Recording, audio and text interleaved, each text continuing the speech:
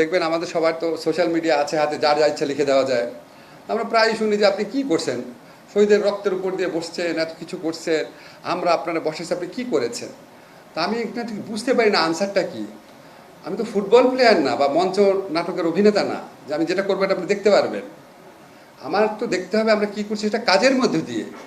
আজকে আপনাদেরকে লিগাল এইডের কথা বললাম, এর বাইরে আমরা অনেক কাজ করেছি যেটা কোনোদিন বাংলাদেশের ইতিহাসে হয় নাই।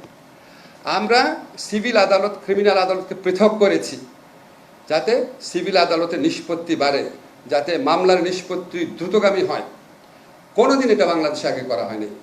আমরা বিচারিক পদ সৃজনের যে ক্ষমতা সেটা আগে পলিটিক্যাল মন্ত্রীদের হাতে ছিল, এটা আমরা চিফ জাস্টিস অফিসের কাছে নিয়ে গেছি।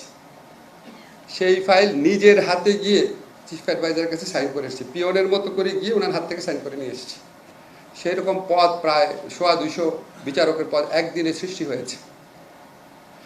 আমরা সিআরপিসি এবং সিপিসিতে যেই অ্যামেন্ডমেন্ট করেছি কোনোদিন বাংলাদেশে এটা হয় নাই আগে, এত থরো অ্যামেন্ডমেন্ট।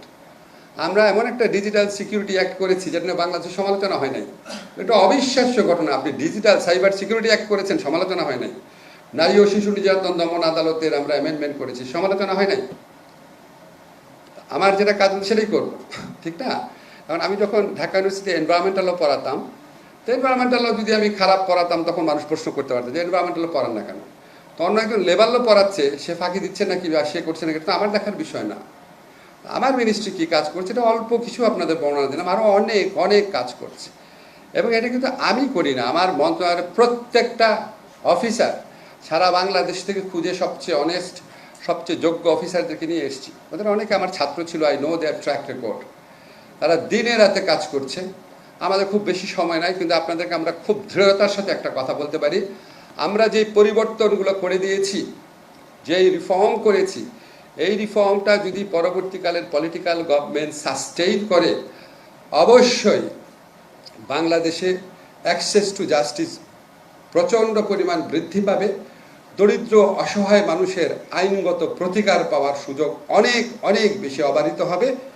বিনা খরচে বা খুবই স্বল্প খরচে দ্রুততম সময়ে আইনগত প্রতিকার পাবে তারা। এবং বাংলাদেশে আপনার সবচেয়ে বড় যে প্রবলেমটা, এই দেশের সবচেয়ে বড় যদি 5টা প্রবলেম বলেন, তার মধ্যে একটা হচ্ছে access to justice or administration of justice. সেই 5টা প্রবলেমের যে একটা প্রবলেম আছে সেটা আমরা বহুলাংশে আমরা যে সংস্কারগুলো করে দেখলাম, আইনি সংস্কার এবং ইনস্টিটিউশনাল সংস্কার, এটা যদি পলিটিক্যাল গভর্নমেন্টগুলো অব্যাহত রাখে, এই যে সবচেয়ে বড় 5টা সংকটের আছে তার মধ্যে একটা সংকট ন্যায় বিচার প্রতিষ্ঠা, সেই সমস্যা বহুলাংশে সমাধান হবে।